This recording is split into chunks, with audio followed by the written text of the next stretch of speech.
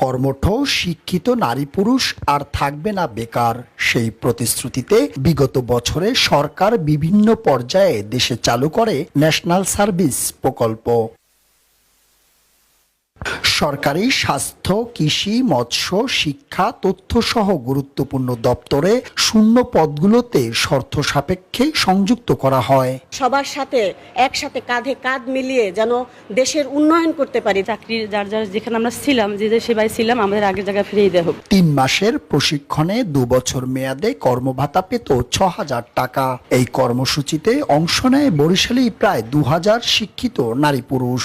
তবে প্রকল্প শেষে অনেকেই আজ মানবেতর জীবনযাপন করছে। আমরা শিক্ষিত, আমরা দক্ষ এবং আমরা প্রশিক্ষিত, আমরা কেন বেকার থাকব? আমাদের দেশের সম্পদে পরিণত হই, আমরা বেকার হয়ে থাকতে চাই না। সব সময় সব মেয়েদের চাকরি হয়েছে, আমাদের চাকরি কেন হয় না?